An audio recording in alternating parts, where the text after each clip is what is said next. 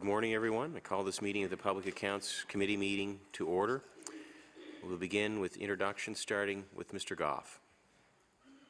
Stephen Goff, filling in for Brendan McGuire. MLA Suzanne Lonis-Croft, Lunenburg. Good morning. I'm Terry Farrell, the MLA for Cumberland North. Joachim Strong, Halifax, Chebucto. Ian Rankin, Timberley Prospect. Good morning. My name is Tim Houston. I'm the MLA for Pictou East.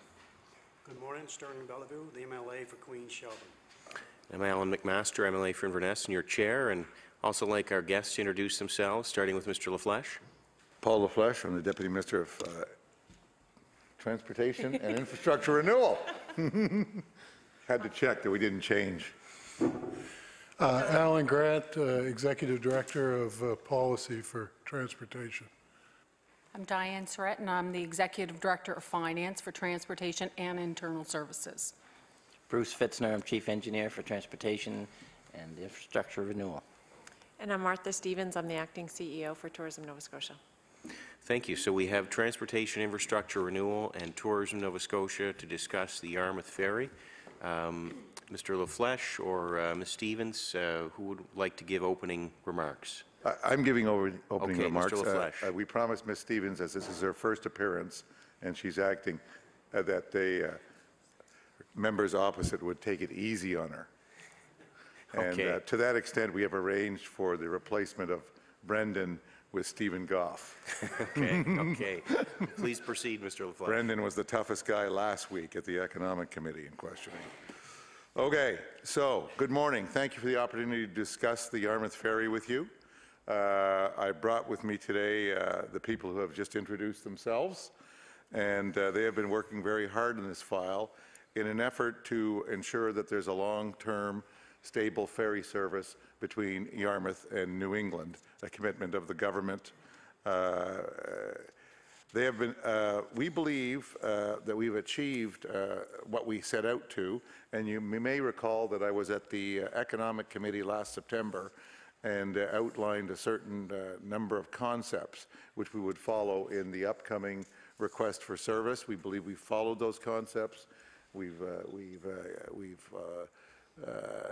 really developed a deal with Bay Ferries with respects the overall instructions that we receive from the government, and respects really what the people of Nova Scotia and Southwest Nova in particular are expecting in terms of a ferry service.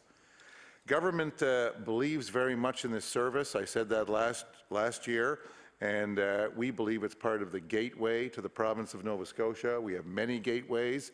We have the Halifax Airport as a gateway. We have the gateway through Marine Atlantic and the Sydney Airport in Cape Breton.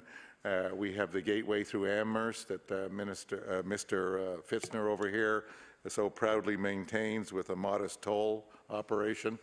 And we have a gateway, in fact, through Digby, through the year-round ferry service offered by Bay Ferries.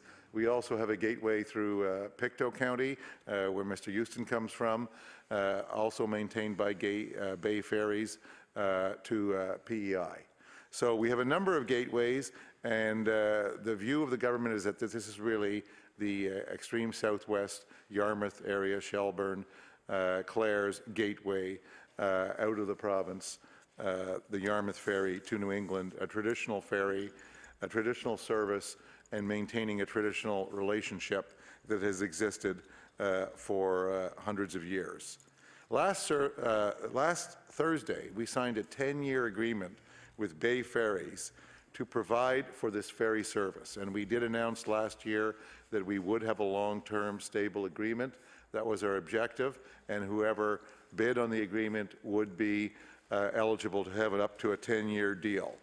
Of course, 10 years is a long, long time, and things will change over 10 years, but we wanted a partner who had the financial stability and the expertise to commit to that type of situation. The ferry that they have managed to sign on, so to speak, and my staff will go into some details on that, is a fast ferry. It's a 5.5-hour crossing. We believe that that offers significant benefit. We've had experience with both the fast and the slow crossing. In recent years, and in many years back on that service to either Portland or Bar Harbor. So the fast ferry is what we came and settled on as the best service to try at this time. We believe that Bay Ferries represents a very good operator.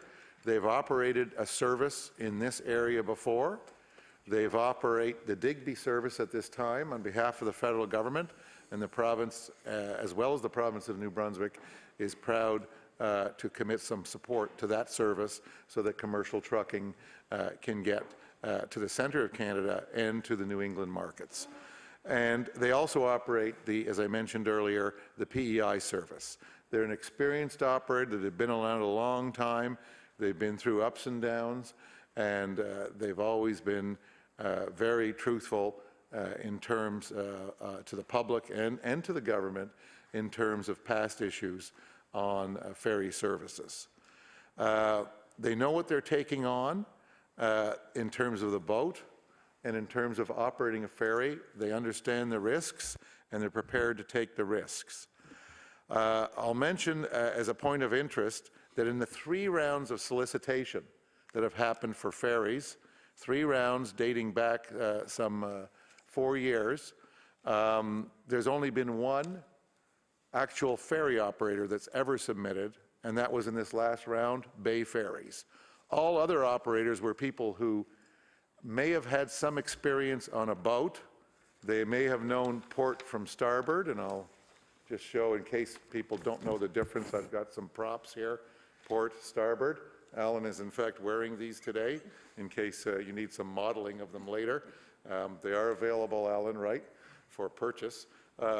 So Bay Ferries, in fact, knows port for starboard, and I'm being a bit tongue-in-cheek, but at times I worried that the last operator had trouble on that front. Bay Ferries is an experienced operator, and that's what we wanted to see here. The fact that we had no other experienced operators bid on the service in the 3 rounds of solicitation sort of gives you an indication of how much interest there was in running this operation service under the previous conditions that were put out. The Yarmouth Ferry service is not without its challenges. I came here to the Economic Committee of the Legislature last September and said that probably we would be looking at a low double-digit subsidy for the long term for this ferry service. And I know that not a lot of people heard me because the charismatic Mr. Amundsen from Novastar was talking at the same time, and he sort of took the wind out of the sails of us dull bureaucrats. But we did say that. You can check the record. And in fact, some reporters who are now up in the gallery were astute enough to in fact report that, and I congratulate them. So we did say that. All transportation ferries in Canada require a subsidy. Some are subsidized lightly. Most are subsidized extremely heavily, including the Marine Atlantic ones, and including many in Newfoundland and on the BC coast. This type of ocean-going ferry is usually the benefit of a very large subsidy. So last September, we didn't want to hide from it. We wanted to tell people we were not looking for an operator who was going to tell us they were going to have some extreme numbers of passengers, make a profit, and it was all going to be great, because we knew that was not the story on these ferries. It might have been the story in a different era, long time ago, when the Scotia Prince ran, but it has not been the story in a long time. So the type of subsidy we looked at and we've signed for here is very consistent with what we told you last fall. We hope it would be less. We would all hope that ferries make profits. Mr. Fitzner runs a number of ferries. None of them make a profit. And when he tried to move from, I think, 90 to 85% subsidy, last year, there was a big uproar in the many communities that have that ferry service. So that gives you an indication of how highly subsidized ferries are around the world. It's not apologizing. It's just stating a fact.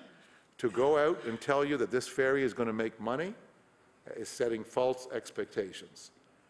Yarmouth and the southwest of Nova Scotia deserve the same type of transportation features that other areas of the province have that I mentioned. They're all subsidized. Whether you like it or not, the airport is subsidized. All the other ferries are subsidized, and even Bruce Fitzner's highway is subsidized. So every way you get out of this province is subsidized, and Yarmouth at one time, thanks to Mr. Houston's government, had an air line which was for 2 years, very highly subsidized. Nothing new here. While there is a large government investment up front in the ferry, it's not as large as we spent or the previous government contracted to spend on the Nova Star. The province, because it's a service, an operation, assumes the majority of the financial risks, although Bay Ferries as an operator is assuming a large amount of other risks, which some of my staff will get into if you want to ask those questions. They have a reputation to maintain. They're a well-known provider.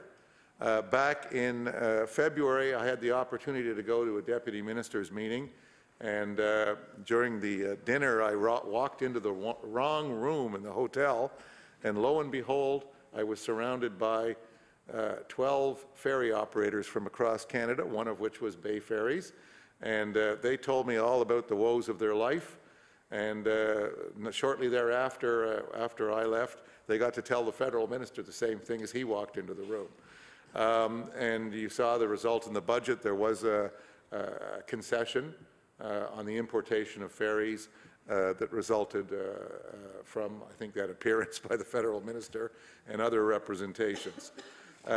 Ferry operators across Canada are a group that take on considerable risk, even though it's not financial risk, and we should respect that.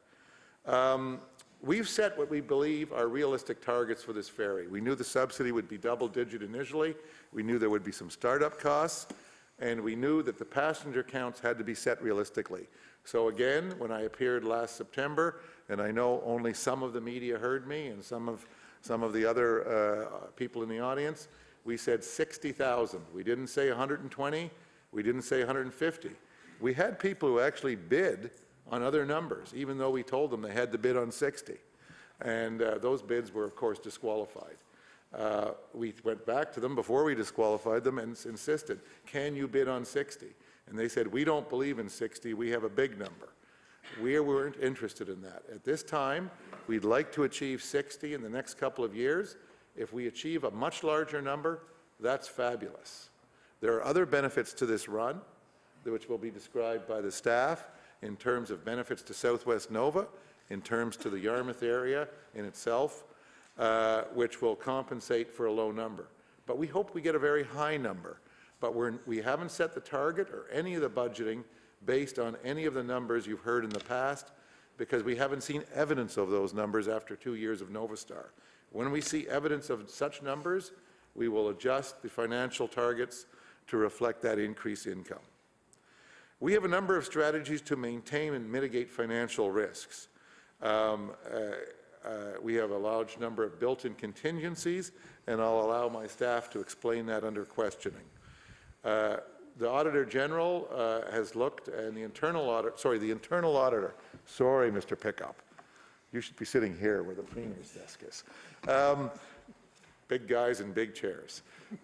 So the internal auditor, Ted Doan, has in fact looked at the previous agreement and made several suggestions on the monitoring of the agreement and how we should ensure that things don't get out of hand like they might have, some people say, under Nova Star.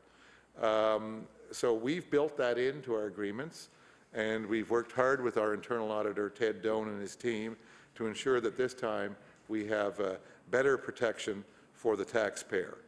Our goal here is to maximize benefits for Nova Scotians. Last year, again, when I appeared, people asked about the subsidy. What would it be? I said, the subsidy really depends on the economic benefit. If it costs a little more, but we receive a lot more benefit in terms of tourists and dollar spending in Southwest Nova, if my good buddy Sterling Bellevaux there, if his restaurants and hotels in Queens and Shelburne County are more full and those in Yarmouth are more full, that's a great benefit, and we can probably endure a little higher subsidy. So we'd like to see that. So a lot of this is flexible. What is the economic benefit we are going to get as Nova Scotians? We wanted to maximize that. This agreement has some provisions that are very different than the previous agreement with Novastar that allows us to build a higher level of economic benefit into Southwest Nova and indeed into the entire province. And you've seen that from some of the comments. So with that, I know I've taken up a lot of time here. I usually don't take up a lot of time, and last week at the Economic Committee on Cape Breton Rail, I did take up a lot of time. But I do want to mention that last night I saw that my poor Director of Policy and Legislation was accused of not giving out the ferry regs for Cape Breton Rail. I do have them here. Apparently we couldn't get them out of the Queen's printer on time, but I've got a copy, so if anybody needs them, we do have them. We do have the regs for Cape Breton Rail ready to go, as we promised last week, and I was rather beat up in the media last night over not having these apparently at the schedule of the filing deadline for certain media outlets. Thank you. Thank you, Mr. LaFleche. We'll begin with Mr. Houston for 20 minutes.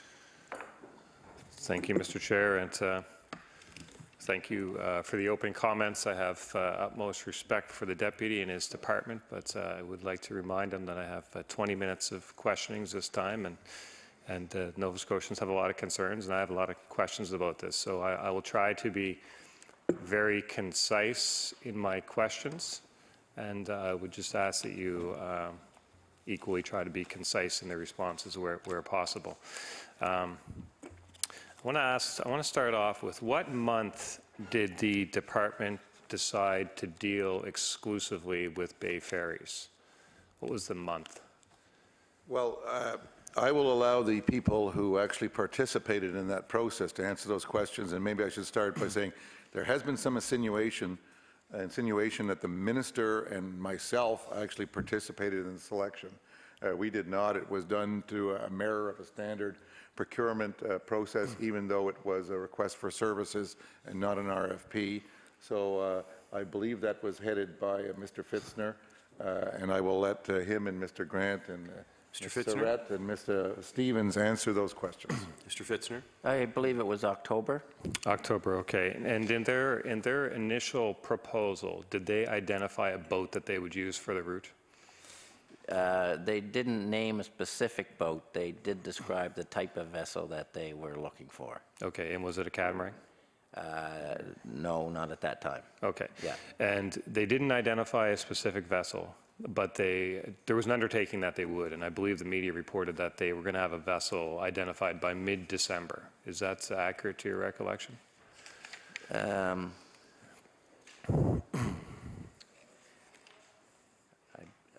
I don't recall what the timing was to have the boat identified. Okay, but it was before March.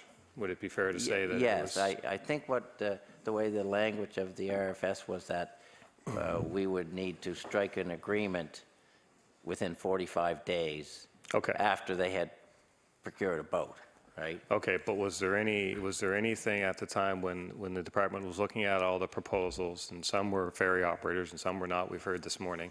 Yeah. Some were people who were interested to get into business, and presumably some of them had vessels identified.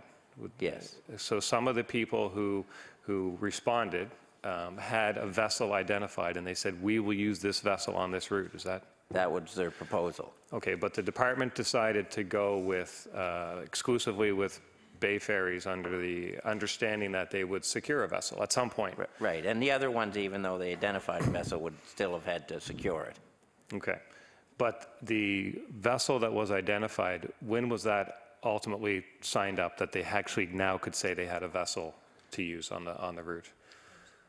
Just last week was. Okay, so just last week. So sometime between October and March, there was some discussion and some agreement that there would be a vessel, but nobody knew what it was.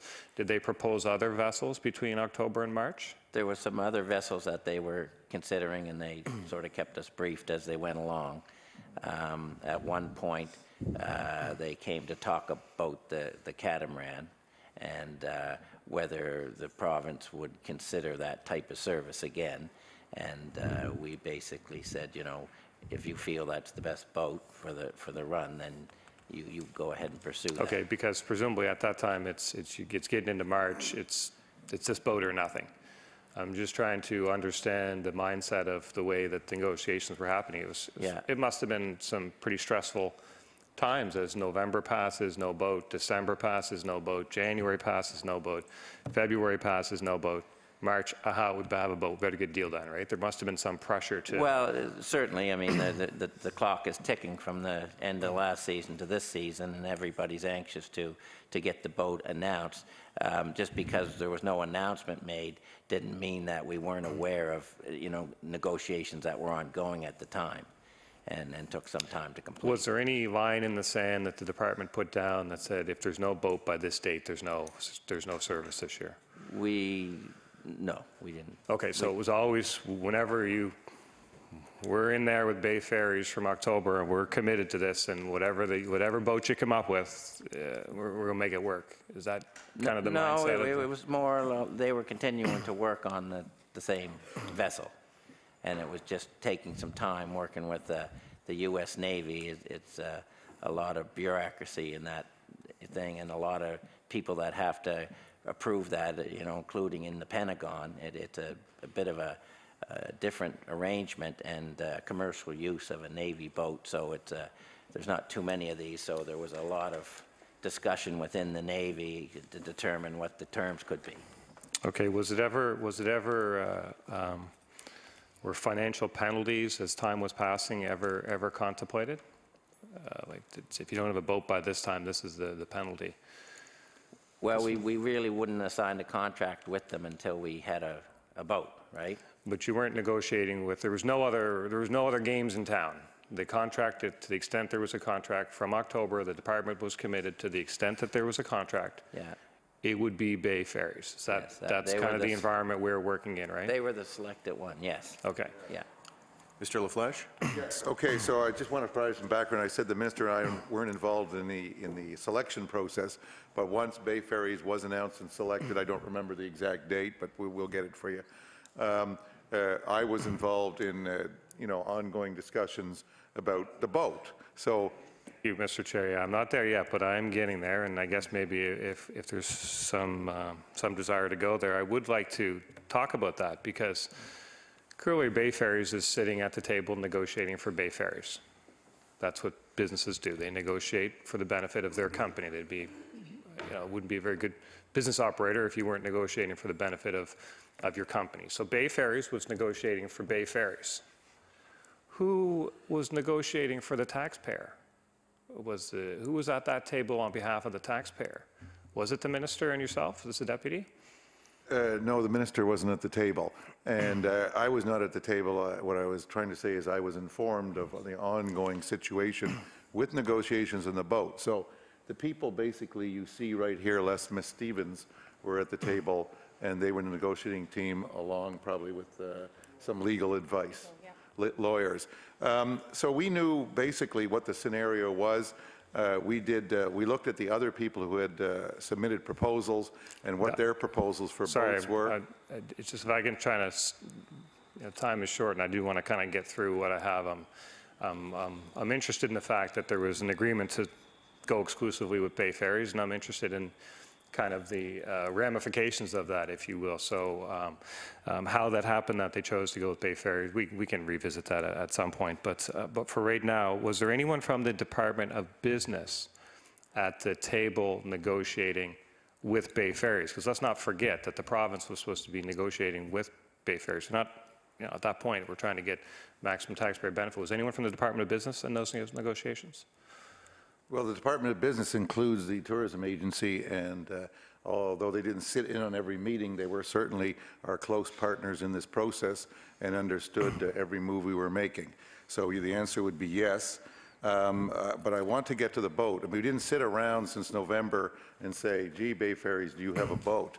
We actually did searches. We checked out what boats were out there. We had extensive conversations with Mr. McDonald about boats worldwide. We looked at all the other people who submitted bids and looked at what boats they said they had. And Mr. Grant, in fact, did a lot of searches on the international registries to check out all these so-called boats people wrote in letters telling us they had boats. Yeah, no, I agree. You know, and et cetera, et cetera. So I think we that, did a lot of work on boats. okay, no, and I think that actually, I understand that with all that work, the pressure to sign a deal and go with what was put in front of you probably got magnified, and I think that's true. That point is bearing out true, I would say, from all that pressure that must have been there. So in terms of the pressure to get a deal done as time passes and boats are harder to identify, the government wanted a deal, they were going to get one, right? So in that environment, let's look at the deal that got, because this is what I think is of most interest to taxpayers, and you referred to taxpayer benefit and stuff. Under the agreement that was signed with Bay Ferry, I presume the agreement is signed by now by all parties? Yes, it So is. under the signed agreement, thank you, is it possible for Bay Ferries to lose money on this route?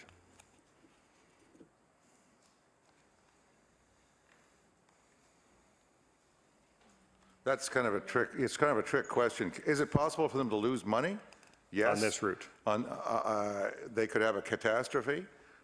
Something could go very wrong, which exceeds their insurance amounts.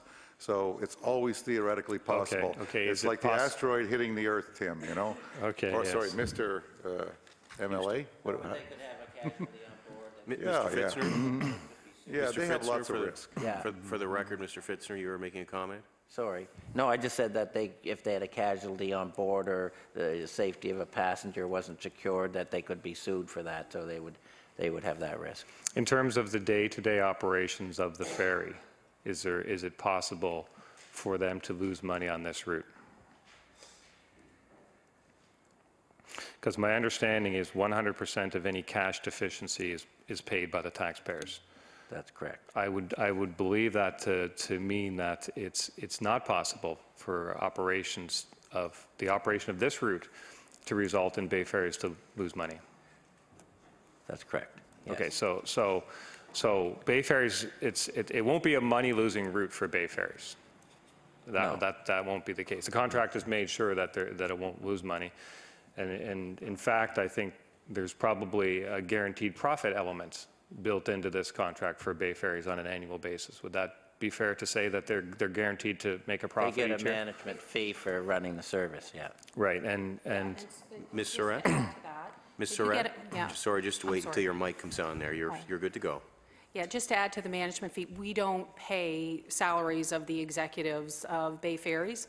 In lieu of that, they get a management fee. right, and then they determine how they disperse it to their management as a company revenue. But is there any circumstance where the annual management fee to Bay Ferries could be clawed back? Is there any circumstance where they could get less than what they've Mr. Fitzner?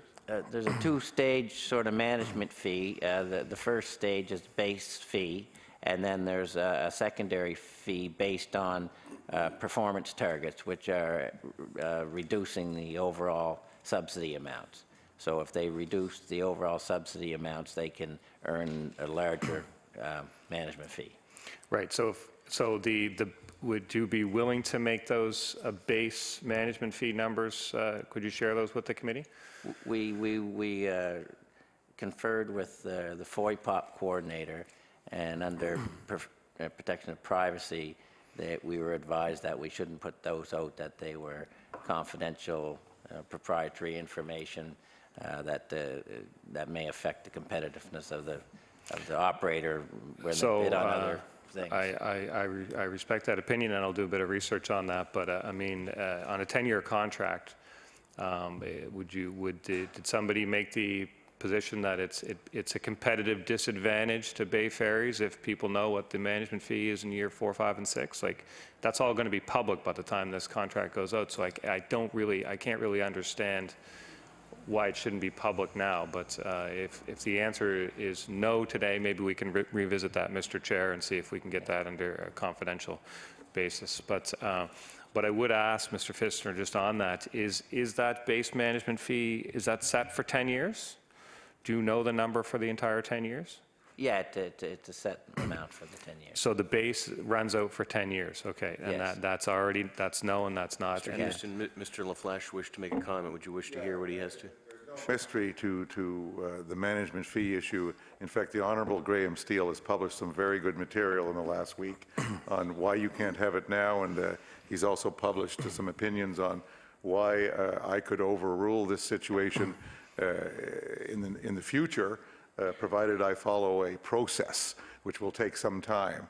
So we are in discussions with Bay Ferries because we do have to go through a process. It's third-party privilege, and we may be able to put that out. We may not. Okay, but thank there you. is a process which Mr. Steele has outlined, and he's quite accurate in what he's outlined. Okay, thank you. Maybe we'll call Mr. Steele before the committee someday if we can, but right now I'm more interested in what the It's department... always been interesting when he's right appeared. now, more what the department is willing to disclose today is my main interest today. So in terms of the profit element of the management fee, do I understand it correctly that if Bay Ferries says this route is going to lose $1 million, and then it only loses 750, they earn a profit on that, what you would call savings? Some people. Mr. Fitzner?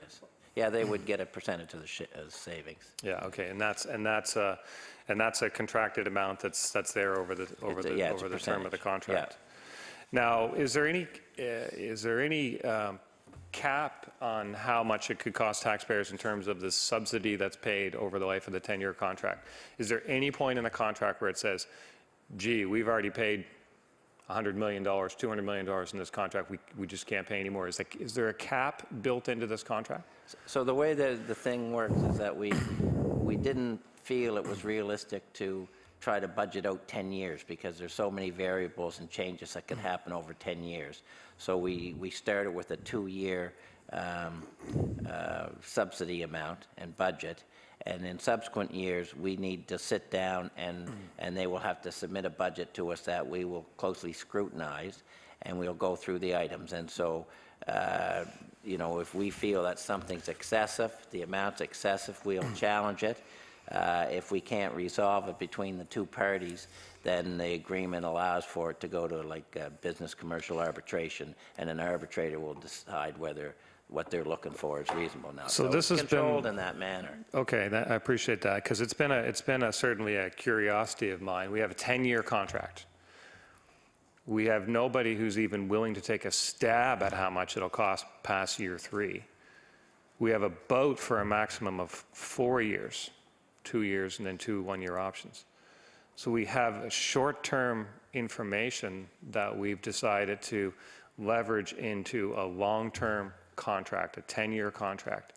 And I know the deputy refers to this as being stable, but it's not clear to me what part of that equation is stable, other than that it's 10 years and it's going to cost taxpayers whatever it costs them, with no cap, with no knowledge, with no guess as to what that might be.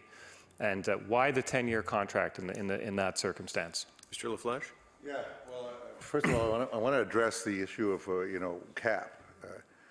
That we pay the deficiency right now that we've, or the subsidy that we've outlined last week is based on 60,000 passengers.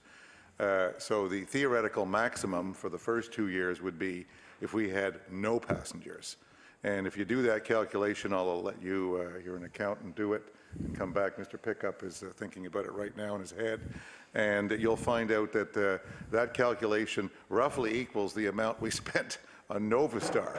So we're already, if we get 0 passengers, not 60,000, we still wouldn't have beat the Novastar record.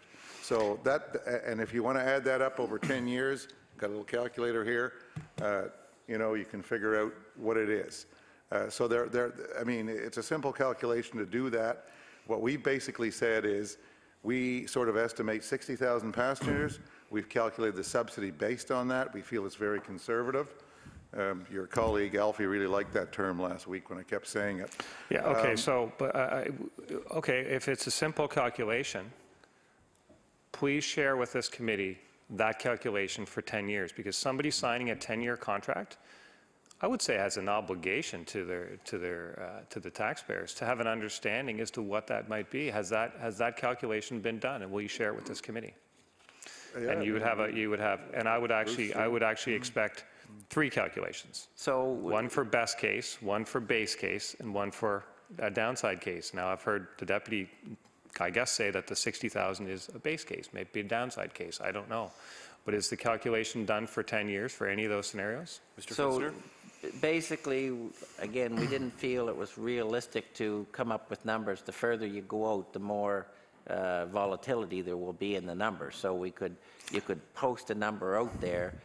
Might be misleading to do that and have people think it's going to be something. So as we get close to the end of the 2-year agreement, and even after each year, we'll reevaluate. Those budgets will be made public again. So but I don't understand in that that environment how you can sign a 10-year contract when you're saying today that it wouldn't even make sense to try and estimate what it might cost. Was there any number, and I have seconds left, I guess, but maybe we can get a quick answer, yes or no, was there any number where somebody in the department said, this will be too expensive? Or was this happening in any way? Mr. Fitzner? I don't think that we know. There was no. Mr. LaFleche? Yeah, we knew that it was basically. Then why didn't we build that into the contract if that was too expensive? We did. Why That's didn't we the put theoretical maximum. If you look at the calculation, you do it, you'll find the worst we can do is the performance of Novastar if no passenger ever gets on the boat. Why was the department unwilling to put a cap in then if you're so clear in your mind that you have Well, one? that is the cap. Order. Time has expired. We'll move to the NDP Caucus. Mr. Belleville. Thank you very much, Mr. Chair. And Mr. LaFleche, I was making notes on your introduction, and one of the terms that you used, you referred to several other ferry as gateways. And my first question is, you referred to Pigtou, Digby, some other ferries, departures and arrivals across the Nova Scotia Atlantic provinces, and you referred to these as gateways. My question to you and your delegation is, the Portland U.S. ferry, the new CAT, leaves Yarmouth, goes to Portland. Would you agree that that's an international gateway?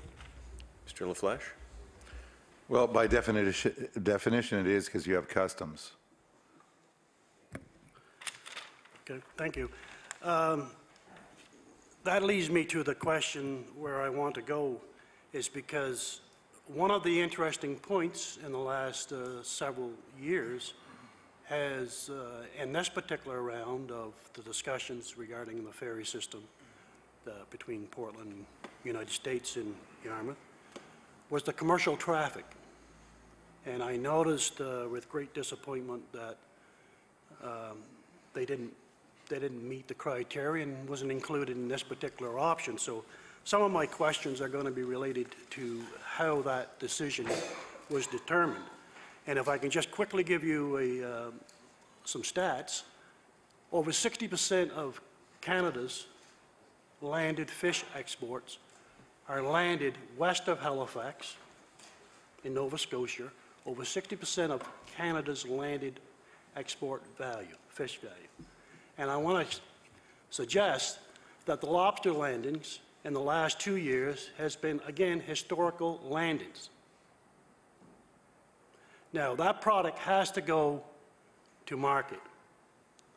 80% of the exports of the lobster industry go directly to the United States. So I would conclude that that's why the commercial trucking industry is so interested in having a ferry system that can accommodate their service. Now, with that as a backdrop, I want to get into, was that taken into consideration since last October into this March of the demand of increased fish products landing and the pressure that the truckers wanted to have some commercial space on a vessel like this? Well, I'm proud to answer that question, and I know the Premier addressed it to some extent yesterday, in fact, the member opposite should be given some of the credit along with Minister Colwell and the workers in the industry for working very hard over the last 5 years to get out of a very poor situation with lobster in terms of the price. We've got the price back up. We've got the dollar going our way. We've got historically high demand. In fact, lobster has passed tires as our fish has passed tires, including lobster, but the majority of it is lobster at this point, as our top export. That's all good news. And yes, we worked very hard with the federal government, and I've got to give them credit to ensure that we got a new ferry for Digby, and that ferry is the commercial ferry. If you look at any of the reports going back for a long time, that is the ferry that the industry wanted. If you talk to Jean-Marc Picard from the Atlantic Truckers Association, you will see that that ferry has the arrival times to get into the Boston market, to get into the New York market that they would like, and that is what they asked us for going back several years, that we have a renewal of that service. So various ministers, including yourself, when you were Minister Beliveau and I worked for you, have worked hard to ensure that service was integral, and I'm going to get to Yarmouth in a minute. And I know that because of the incredible success that we've had in the lobster business, the record catches and the rise in price, we've had record exports much beyond what you and I would have believed when we were sitting there, you know, Minister, 4 years ago, and we were sort of in the doldrums. The new ferry that they purchased for Digby does not have the same truck capacity as the older ferry, and around Christmas time there developed a bit of an issue. And you may recall that, and there were some meetings down in Yarmouth and in Southwest Nova to deal with this. At the time, Minister McClellan did phone Dr. Garneau, and I made representations to the federal minister. Dr. Garneau was relatively new in his job as the federal minister at the time, and we worked all together with Bay Ferries to put on some extra runs. We've looked at prioritization. We got ourselves through that Christmas hump. I think it worked out rather well, but there was a bit of a panic.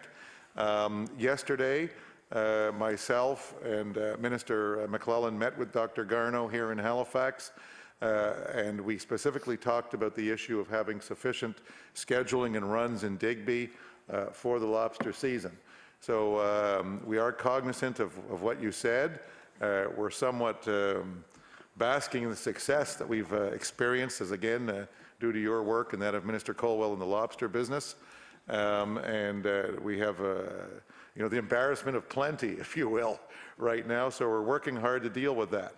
It would be nice if during the 4 months of, that the Yarmouth ferry operated, they could help out in that, but I will point out, as you very well know, that during those 4 months here in this slide, which I've given to the clerk over here, the lobster season in Southwest Nova is not open. So the live, fresh, not stored in cages, lobster is not even available during the time we have the Yarmouth ferry. There are other fish products with our ferry. Mr. Grant is going to be meeting with the Fish Packers Association tomorrow to have discussions with them. But as of the present time, I won't repeat the news from Yarmouth and U.S. Border Control. It does not appear that at the present time we will be having trucks.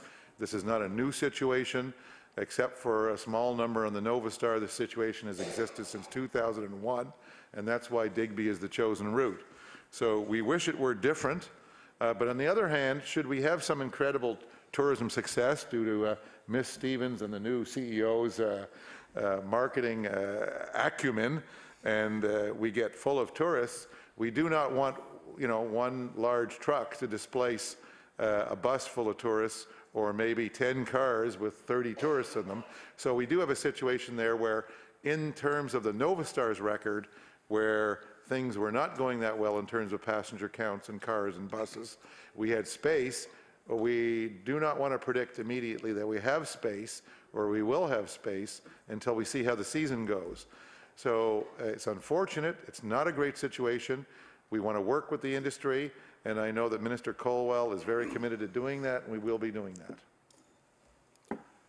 Thank you, Mr. Chair. Oh, and I want to show you something too, because in fact, this came from you. This is a little lobster here. Mr. LaFleche, I can't allow you to have props. Oh my God! I apologize. Because what I was going to show you, that those Swedish guys have a lobster that looks like this. Okay. Okay. So we have the lobster that looks like this. It's a great lobster. I feel bad for Sweden. There's the prop. Mr. Beliveau. Well, thank you very much, Mr. Chair, and I can actually do a lecture on using props in this house, so I know the. But just, I think, a point of clarification. You mentioned that the present ferry is not scheduled to go during the present lobster season, and I want to point out that many of the holding facilities in southwest Nova Scotia, in fact across Nova Scotia, are capable and do have lobsters in stock year-round because of their controlled temperature and their holding facilities. So they actually have product year-round going to market. So I think that needs to be recognized. I'm interested again, and I didn't hear in your first answer, was the discussion about commercial traffic. And during the media scrums, it was pointing out that the City of Portland owns a terminal, but they were not prepared to permit commercial truck traffic in their ferry terminal. And I have been to Portland a few times, and I visited the Portland Fish Exchange. So I'm having struggled with the terms of that, and I don't have all the geographical areas, but there is a large fish exchange in Portland. Now, I'm struggling with this, and help me understand why the pillars of that community do not want fish trucks in one part, but yet have a fish exchange in the other. And how aggressive did this committee pursue commercial traffic and getting on a ferry system? Well, I've been to Portland too. Recently, I've seen been to the new marine terminal, and I don't know if you've been there, but you can appreciate that situation is very different from the old terminal where the previous ferries landed. I'll let Mr. Grant outline how aggressively we pursued this and how aggressively Mr. McDonald of Bay Ferries has. Mr. Grant. Thank you. I want to apologize. I'm feeling a bit under the weather, so I'll try to answer the question as best I can. Bay Ferries has been having discussions with the City of Portland for a while now about the terms of their agreement with the terminal, which includes commercial truck traffic. We've asked recently for some additional information, which unfortunately I didn't get before today's meeting, about developments related to Ocean Gateway in Portland. And if the member has been at the new terminal in Portland, you will appreciate that there's been a lot of development of not only the ferry terminal there, but commercial cruise ship industry in Portland. And so there's the city has been struggling, I guess, with an issue of offloading commercial traffic in an area that is really becoming increasingly more designed to move tourist traffic in and out of the city. So we will get more information about the Ocean Gateway initiative and what the specific concerns of the City of Portland are there.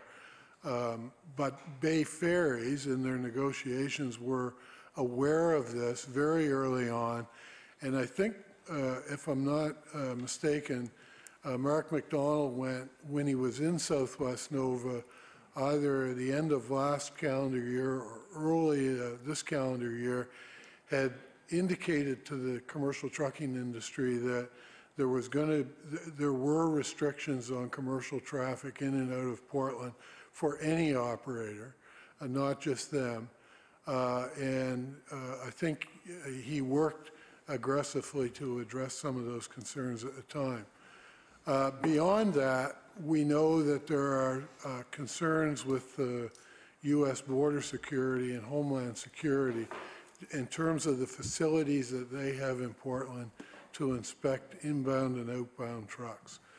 And the footprint that the terminal operation now occupies has been reduced a little bit. And so there is an issue with just handling large volumes of commercial traffic there. So we will continue the discussion. As we get more information from Portland, we'd be happy to share that. But at this time, the negotiations are between Bay Ferries and the City of Portland. Good. Mr. Chair, through you to the delegation, again, the commercial traffic to me has been excluded from this particular service. During the discussions of determining what terminal, what port you were going to enter, there's other terminals. I suggest Boston, Bar Harbor, that may be more friendly to commercial traffic. Was them options looked at? Mr. LaFleche. Boston is a much longer run. We did have preliminary thoughts about Boston and talked about it, but it was not part of the request for service. Bar Harbor is a different case. In fact, Bay Ferries and Marine Atlantic both went into Bar Harbor over the years. Before we put out the request for service, I did have a conversation with the Federal Transport Deputy, with the Associate Deputy, and with Paul Griffin, the CEO, President of Marine Atlantic, who are the owners of the Bar Harbor facility. And we did look at Bar Harbor. We assessed the situation there. And if you remember, one of the other things I said last fall is that the wish of the government was no annual discontinuance of service. Bar Harbor is not ready. It's not certified at this point. It's rather derelict. It requires somewhere between 5 and 10 million, who knows if that's a real figure or it's much more than that, of renovations. It's in the process of being disposed of by Marine Atlantic. There are potential buyers. I did inquire whether, you know, we or an operator for us could get involved in that, and they're far down the pike apparently. You can check for yourself.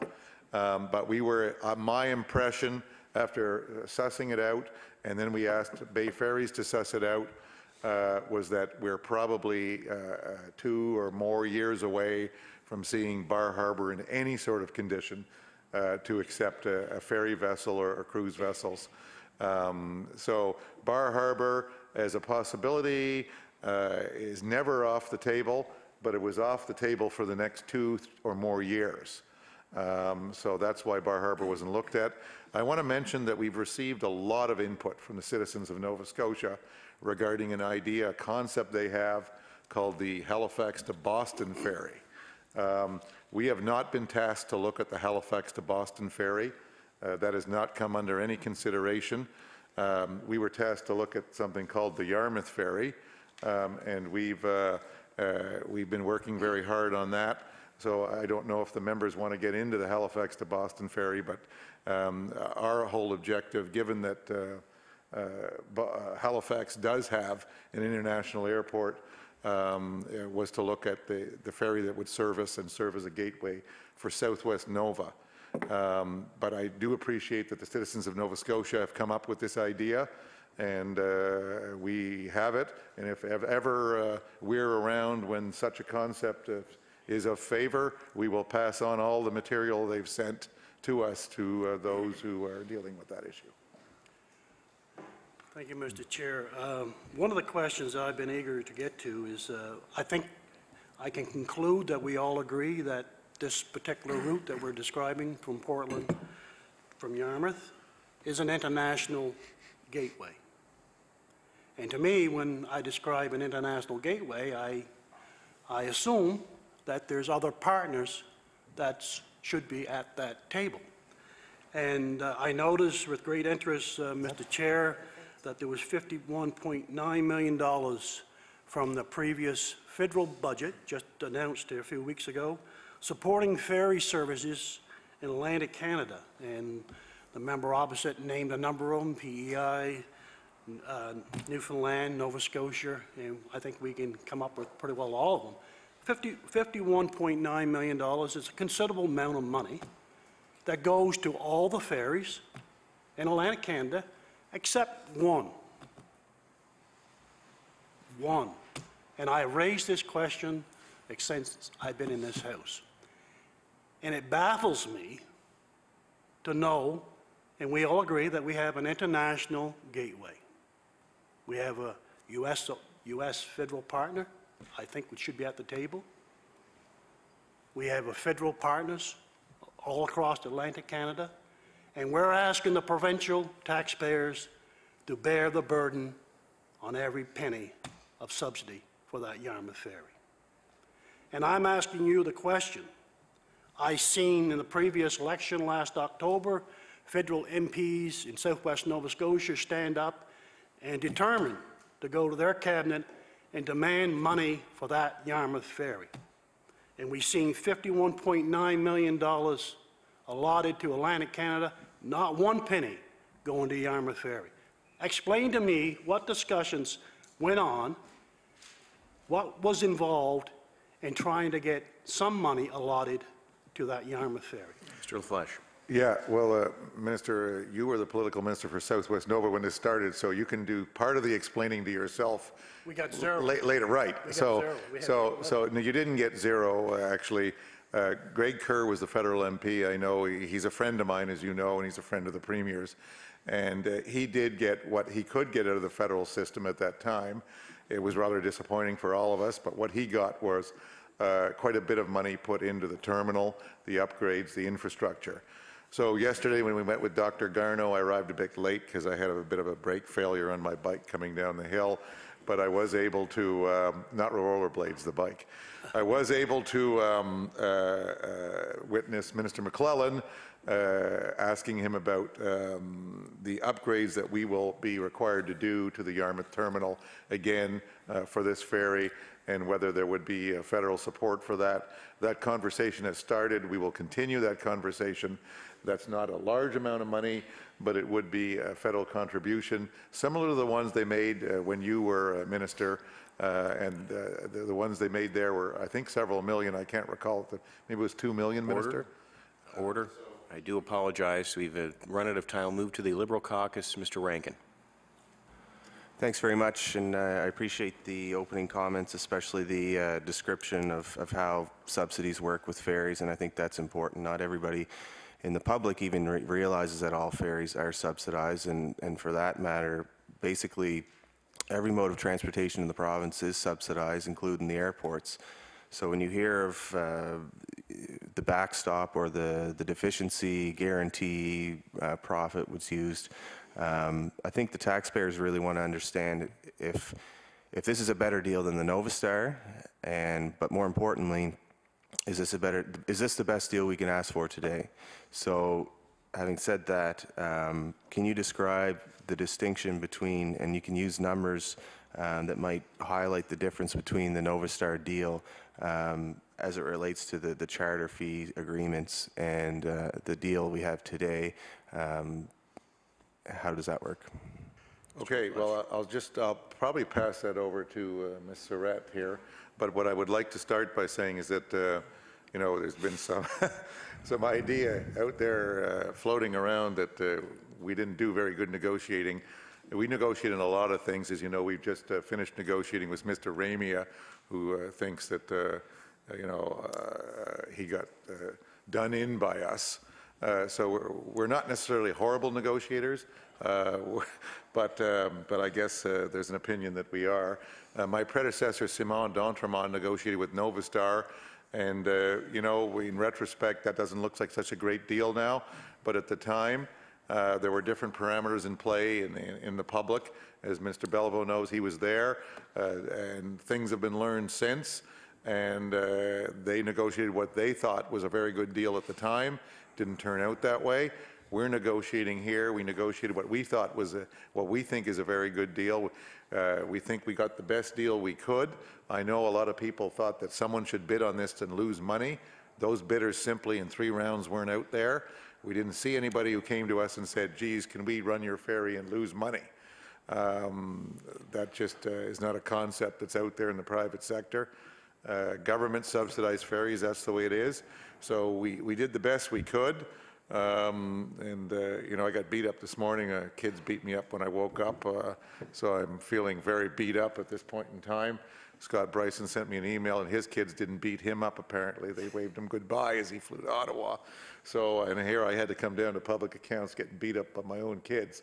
But I think... Okay. So that's an important point, what you're saying, though. If you would have pressed for more and said that you would guarantee, you wouldn't guarantee the level that you did, that threshold, would they have walked away, and would we have no ferry today? We only have one. We only had one real operator. One option. Bid in 3 rounds, and it's because we finally said last September This is going to be a subsidized ferry service like every other. We got rid of that mysterious magic thing where we're going to make oodles of money and people are going to bid and they're going to submit things like we're going to get 250,000 passengers, blah, blah, blah, and we're going to run casinos, etc.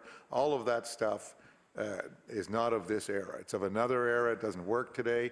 We got rid of all that and said we're going to run this like every other ferry because Yarmouth deserves what everybody else has in Nova Scotia and everybody else has in Canada. So that's what we did, and I'll allow Miss. I got a bigger calculator than you. We'll allow Miss Surratt to explain how we did the negotiations. Ms. Surratt. Yeah, so just, you'd asked about the comparison between the previous operator and the operator that we have now. So in terms of the money that went out the door for the last 2 seasons, the original agreement was $21 million over 7 years, and we ended up giving $28.5 million in the first season. And then there was another commitment for $13 million. So we managed the previous operator to the $13 million, but I think it's important to understand that that only brought us to October. So if we had continued on with Nova Star, we would have had to provide more funding, and we would probably be looking at the second season at around $22 to $25 million.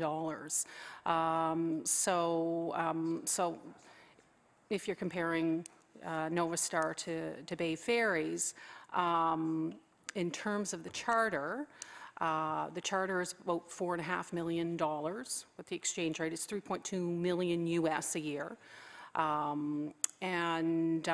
If we paid the charter for Nova Star, we would be just under $11 million this year, based on the 7-year contract that we had for the charter agreement. Also important, I think, to note is that by 2020, because the charter, the way that the charter went was, it was low, if you want to consider that low, in the first years, and it was rising in the out years. So by 2020, the charter would have been over $16 million a year. For the charter that we have with the U.S., it's $4.5 million a year. And if we extend the next 2 years, so if we go to 4, we're still at $4.5 million a year. So considerably lower than what the Nova Star was. Okay, thank you.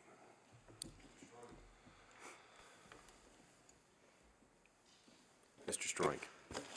Thank you very much for your presentation. I guess I kind of want to touch on, first let me express I'm disappointed to see that the member from Argyle-Barrington's not here, because I'd love to hear what his views are on this topic. As you know, he's quoted as saying, can Southwest Nova be assured that the ferry service will continue? If it doesn't, I don't know if I can go back to my community and put up with the negativity that we did during the first 4 years that we didn't have the service.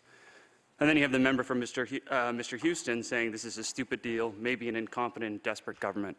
So I guess, you know, when you hear that kind of stuff, you know, within leaders of this province, within the same party, you wonder, you know, do you really care about the Southwest Nova, or Southwest area of Nova Scotia? And the social economic drives of this contract is so fundamentally important when lighthouses, you know, lost 20% of revenue from the cut of the ferry. Businesses lost 20% of business, and a lot of businesses closed because of the cut of the ferry. So I guess when you hear that kind of stuff, you want to be assured that the Bay Ferries has some skin in the game.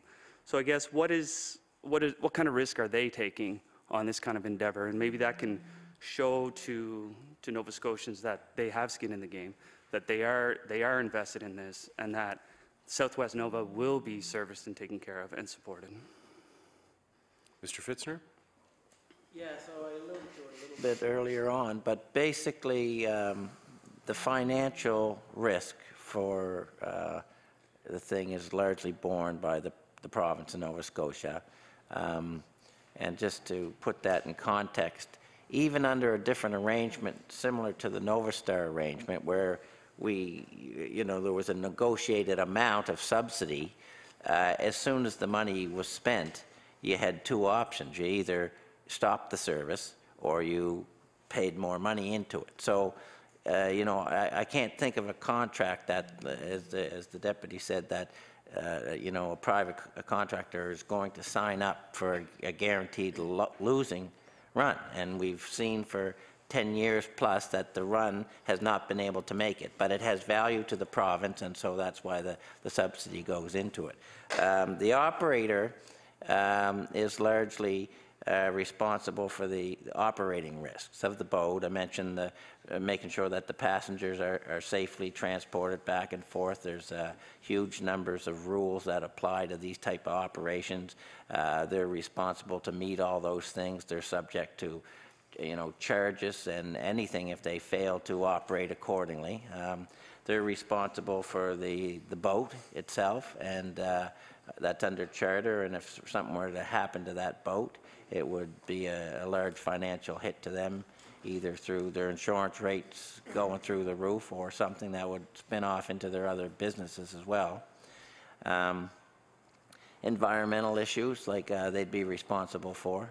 If there was a spill or anything involved in that, the province wouldn't be responsible for that. So that's, you know, in a nutshell, the difference. But the financial risk is with the province, as it pretty well always has been since the days where it actually made money. But if a ferry was making money, I would suggest the government wouldn't need to be there. There'd be operators vying to do the run, you know.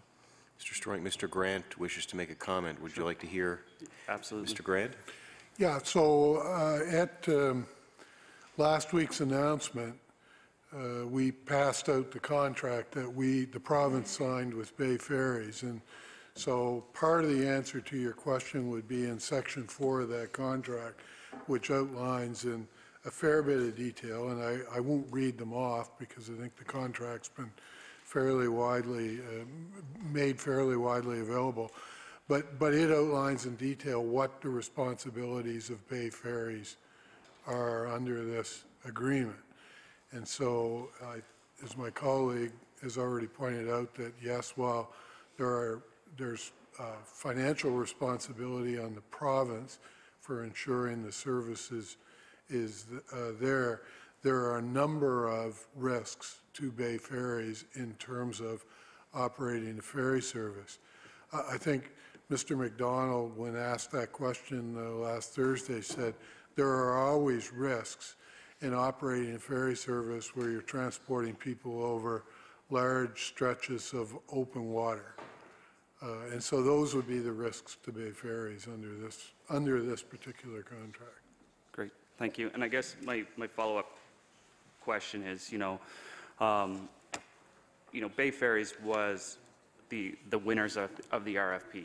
They won this contract. They were not selected. So I guess, with that in mind, did the government have a gun to their head on the procurement of the boat? Because there seems to be, for a time lag on the purchase of the boat. But what is intriguing to me is, and you mentioned it, sort of the bureaucratic process through the United States and the Pentagon, to be able to get a boat out of the Pentagon in such a finite, quick turnaround time is pretty impressive. And I think that there would have been a lot of support within the U.S.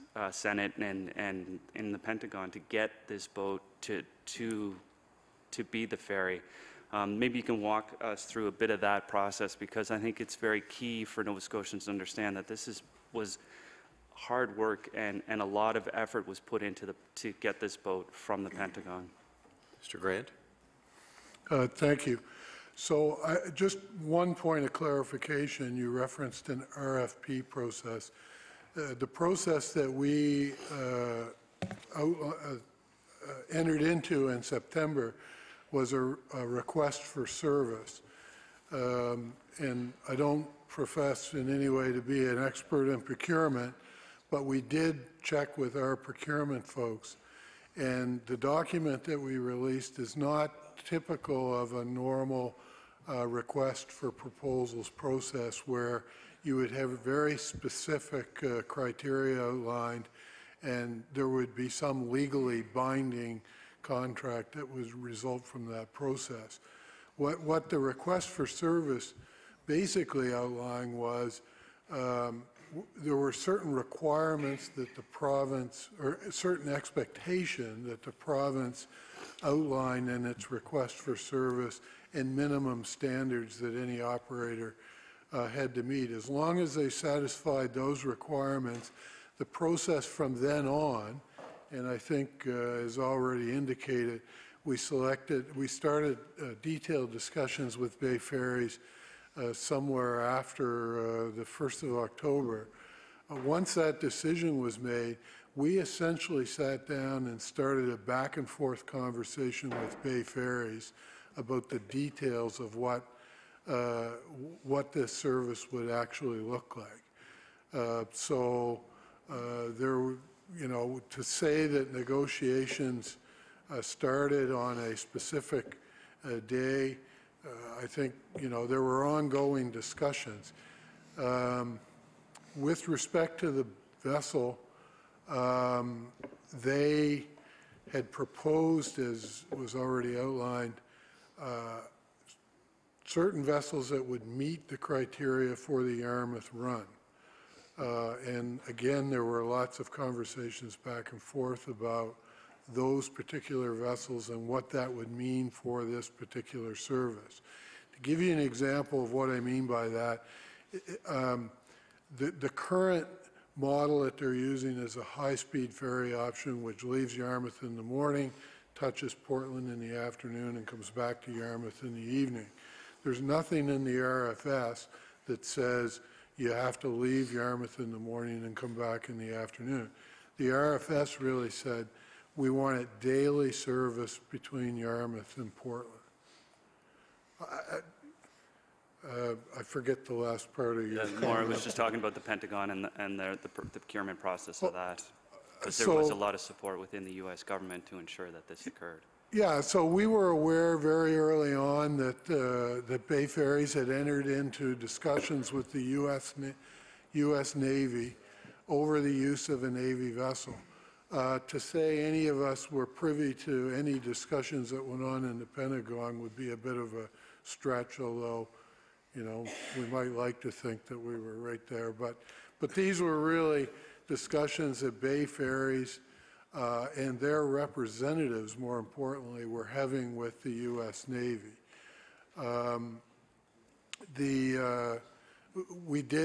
We were provided with a contract a few weeks ago that outlined the details of that agreement.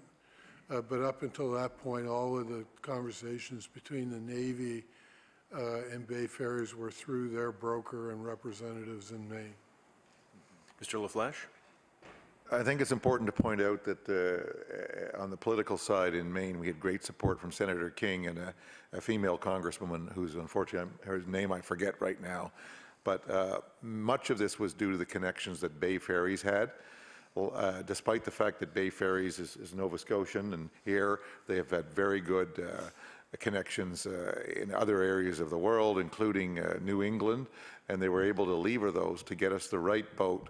The first time ever, I'm told, that the U.S. government has ever leased a boat to a civilian service outside of the United States. So this was very unique, and a lot of that was due to the work of the various senators and Congress people, and Mayor of Portland and the Secretary of Economic Development there. A lot of that due to the connections that Bay Ferries had. They did show us a number of boats. We have to be cognizant that all of these boats have to meet all the U.S. transportation and all the Canadian transportation requirements, and they have to meet them in a timely fashion. So despite what some people may say, we can't just show up with any old boat. Any old boat may work, but it may take 2 years to get certified and get in there. That's not was the objective. We had a very, very narrow target. The Nova Star didn't work out for us, the Nova Star boat. The Nova Star company didn't seem to have the connections, even though they're from Maine, that Bay Ferries had, surprisingly. In fact, the Nova Star company, as Ms. Surratt outlined, if I wanted to have a meeting with them, I had to buy the coffee. They had no money, so they were unlimited in terms of their ability to feed off the Nova Scotia government. Bay Ferries is a company who has other assets, has other runs, and other connections, and that was very important in terms of getting the right boat for the right run And we're very pleased with the timing we have for the runs. As Mr. Grant said, this timing was not in the original RFS. It is a timing that we could only dream about, and we've achieved it so that every night people are in Yarmouth. Mark MacDonald has come and said to us, and I think you've heard this from Pam Mood, that Yarmouth now has to be ready. Southwest Nova has to be ready. Mr. Bellevaux has to get his places ready there in Woods Harbor. Because there are going to be a lot of people coming in to Southwest Nova who are going to want to stay there overnight to either take or arrive and stay overnight on the late ferry, and we have to be ready for that. That's a good news story. That's a story we wanted to have, and that's what we're going to be able to achieve because Bay Ferries was able to get us this boat through connections that they have. Great. Thank you so much, and I guess that's what's going to drive the Southwest economy. So and it's going to help the Southwest economy, Southwest Nova to succeed. So thank you very much for your question. Mr. Farrell, you just have about a minute remaining. A minute, okay. I'll start and then maybe finish up on our next round. But I wanted to ask about the model and the experience. And it appears that when we got into the Novastar situation, that we were looking at a particular model that was a longer run and maybe a richer experience. And now we're back to something that's going to make the run in a little bit less time. And I just want to get your thoughts on why we picked the Novastar model, I'll call it, and why we've now switched back to the high-speed model. I was going to say Ms. Stevens could perhaps answer. I was hoping we could get her involved. She seems a little lonely. Ms. Stevens. A couple of things. First of all, from a customer experience perspective, if you look at some of the information that Bay Ferries has provided about this vessel, there is in fact quite a few amenities on board. So for a 5.5-hour crossing, I suspect our consumers will be well taken care of. But on the other hand, if you look at sort of overall from a leisure travel perspective, visitors are looking for all kinds of modes of transportation, and if they choose to take the ferry, perhaps being over... Order, I do apologize. Perhaps you can continue that answer in the next round. We'll move back to the PC Caucus and Mr. Houston. Thank you, Mr. Chair. Question for Ms. Surratt. We've heard Deputy talk about maximizing economic benefit. We hear lots of kind of anecdotal discussion about the economic impact of this. Do you have, does the department have an economic impact model that they can share with this committee? No, we don't. Okay, No. so there's no, does the department have any range of numbers that they would say, we believe this is the economic impact we're getting for the cost? It's a cost benefit analysis. Has any of that been done to your knowledge? Ms. Surratt. Our department has not done that, no. Okay, is the deputy aware of any department having done an actual analysis of the economic impact of this on the province? Yeah, there's been a lot of studies done over the years, and I think can you share a study with us? Yeah, the 540 pages of material that we dumped on you has some of that. Okay, just in the interest of time, what is the economic impact? Can you give me a range of numbers? How many million is the economic impact of the province on restoration of this ferry?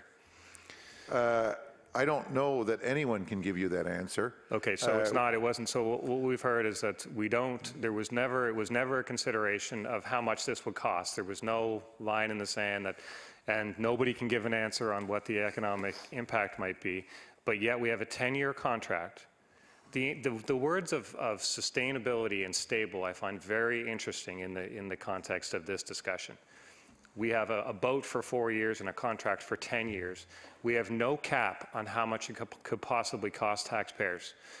The deputy has referred to a theoretical cap, and I take issue with that because in year 4, Bay Ferries could come with a new boat that could cost $80 million a year.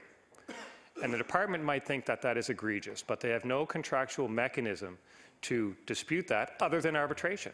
It's not even in the department's hands at that point. That's not true. What is the cap then on the most it could spend each year? Mr. LaFleche. Well, I'll let you answer that. Yeah. Ms. Surratt. I mean, there's obviously a cap. So in terms of the charter, after 4 years or 3 years, if Bay Ferries decides not to extend the 4th year, they come with a boat that's not acceptable to the province, and we can terminate. Under which clause of the contract? Maybe the what termination section of the contract. And I believe that termination clause called for the province to pay 3 years' worth of fees, which are unknown to this committee. Up to 3 years, yes, it's 3 years of the management fee, and then it goes, it breaks down. Right, Yeah. okay. So Appreciate it's over time. there's really no cap in this contract. Is it the department's position that there is? Is there a cap in this contract on how much this could cost taxpayers over the 10 years? There's a cap. Mr. Fitzner. Yeah, sorry.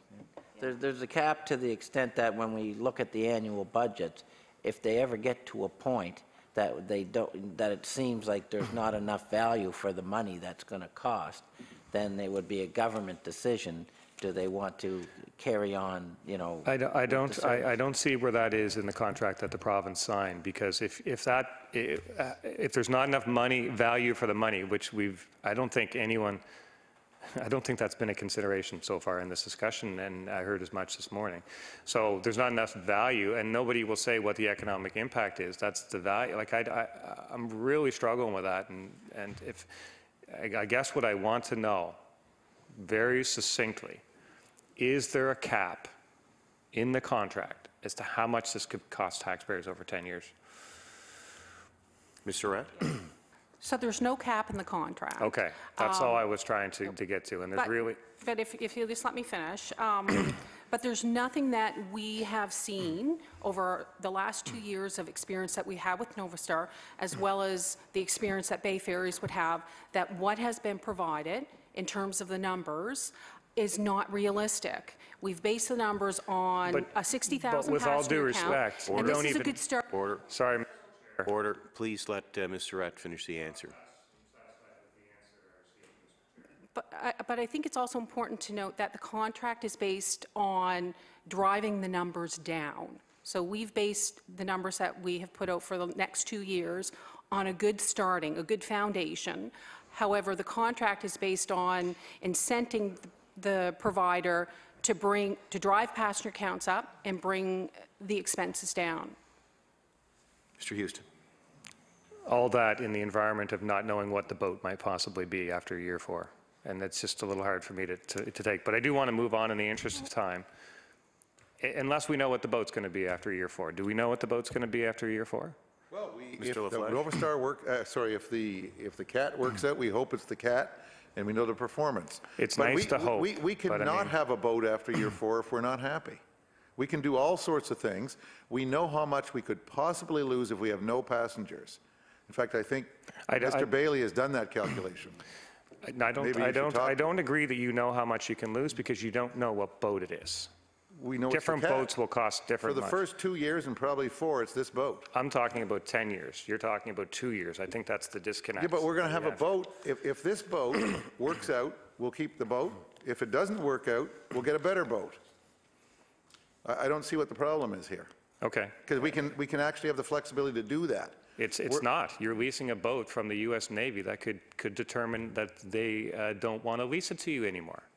That's right. Do you control that? Well, we control it, except in the event of an extreme emergency that they need the boat back, but then we'll get another boat. I don't understand what the issue is here. Well, then we have a longer discussion to have. You have a 4-year lease on a boat. You have no control over whether that lease is renewed after 4 years. I want to move on and talk about winter work. Winter work? And I have over 4 year. I'm going to Brooklyn. Order. We'll ask Mr. Houston to ask the question. Mr. LaFleche, please wait, and then Mr. LaFleche, you can answer the question. Mr. Houston. If this summer run loses $15 million and Bay Ferries secures winter work for this vessel and gets a route where they make $20 million, does any of that $20 million benefit the taxpayers of this province? Ms. Surratt. Can you just clarify what you mean when you say loses $15 million? If the summer run costs the taxpayers of Nova Scotia $15 million, and then Bay Ferries identifies a winter route and takes the vessel somewhere and does a winter route and has a profitable run, makes $20 million, I don't know. The province, knowing that the taxpayers have paid 15, is there any possible benefit to the taxpayers of this province from that vessel being used on a winter run that's profitable? So in terms of winter work, if the winter work is agreeable by the province and agreeable by the U.S. Navy, then we would allow winter work, and it would go against the subsidy. Okay. So we would, if there was a benefit, we would definitely reap in the benefit. Okay. That's, when I read the contract, the ferry service that we're subsidizing is very clearly defined as a seasonal service to be operated between Yarmouth and Portland. That's what we're subsidizing. So is it the position of the department that there's another clause that somehow lets us claw back that subsidy should there be winter work? And if so, can you point that out to me in the contract? I think there's a clause in here. Yeah, we'll have We'll have to look at- yeah. Mr. LaFleche? We'll have the lawyer figure it out and get back. But, yeah, so there would be a negotiation. Just order, I do apologize, but if a person's mic is not on a record, can't pick up on what's being said. So, Mr. Fitzner, would you wish to answer? Yeah, I'm just saying that I'll go through this quickly, but I believe the contract stipulates that before they would use it for any other reason than the service for Yarmouth, they would need approval from the province as well as the Navy. And so if they found something that they were proposing to do, we would sit down and negotiate under what circumstances we would allow that. And of course, we wouldn't allow it in any circumstance where the money that the province has put forward for that service was subsidizing some other run somewhere else. That just would be a non-starter. Well, that's interesting because the as kind as it is for the U.S. Navy to allow the taxpayers of Nova Scotia to fix up their boat for them and get it ready for a route, and lease it for a maximum of 4 years is what they've agreed to. If this vessel has any winter work whatsoever, the taxpayers of this province have subsidized it just by the very nature of spending the upfront cost to get it ready. So I don't want to read too much into the comments, but it seems like the concept of winter work has not been well thought out at this point, because I have a concern that the committee has not been able to alleviate, and that is that the taxpayers are paying for the whole summer run. Every single penny that it costs to operate that summer run, the taxpayers of Nova Scotia are paying. No matter how much it costs, we're paying, and for 10 years. And nobody knows what that is. Nobody is willing to take a stab as to how much that might be, but we're paying. And not only that, we're paying to get the boat ready. So that becomes, if we're paying for the summer route and there is winter work for it, do we get any benefit from that? Or are we just setting the stage with our tax dollars to prepare for that to happen? And if waiting for a lawyer's response is one thing, I heard a comment that of course we would get the benefit from that, but I'm not so sure. I see the deputy wants to chime in. I'd be interested to hear from him on this subject. Mr. LaFleche. Yeah, we've taken a stab at helping you out on your calculations. Your own leader did that. And where did my leader do the calculations? Well, he was in the paper this morning. Can you He did produce his that own as an exhibit? He went 10 times 10 equals 100. Yeah. So he took a stab. I took a stab. We're fairly confident on what stab did you take to present? What number? Well, I told you, if we had no passengers, what our losses would be. How much? Well, they would be 13 million more than we've subsidized. No, tell me over 10 years. He said 100 well, million. Well, if we had the same boat, all the same conditions, and we actually were crazy enough to run the boat for 10 years with no passengers on it, we would lose 13 million more than we've subsidized times 10 years. But of course, we're not going to do that. Why would we do it? If after 2 weeks there isn't a single passenger, we would probably look at things. And how much would that cost? There's provisions in the contract for that. The next thing I want to address is this issue of the winter work. In the Novastar situation, they actually proposed to us that we would subsidize ferry runs for other countries. And in fact, there were people out there that thought we should do that, which was crazy. We were going to lose lots of money subsidizing. So they never found any winter work. It was all hilarious. In fact, we phoned the ports. They were supposed to have these work. Order. I do apologize. We've run out of time there. We'll move to the NDP Caucus and Mr. Bellevaux. Thank you very much, Mr. Chair, and I find this deeply interesting. Mr. Flesch, you talked about in your earlier comments, talking about if this boat is not the right boat, and I quote, we can get a better boat. and I'll use that as kind of a backdrop because of, if I could just take you back to 2009, the previous catamaran, the critics of the time described that boat as some serious flaws. Basically, no trucks was allowed, high ticket costs, and the locals actually had a term, and they used this to say, they described the cat of the time, catamaran, they said it was a Cadillac used to pick up a loaf of bread. And to me, it's basically was trying to capture that what they needed for that particular application was a workhorse. And the workhorse I make reference to is the Prince of Acadia, which we retired here a couple years ago. And using that as the backdrop, the catamaran, and I can get a number of local politicians, provincially, municipally, and federally, said 2009, the CAT was not the right application. So here we are, fast forward 2016, we have a CAT. Can you explain how something can be not suited in 2009 and fast forward we have a smaller version of a catamaran? Kristen is going to take that, but first I want to, you started by saying something like I said this was the wrong boat, and I didn't quite understand what you said. No, I had you quoted as saying, if we can't find a boat, we can get a better boat. If we can't find a boat, we can get a better boat?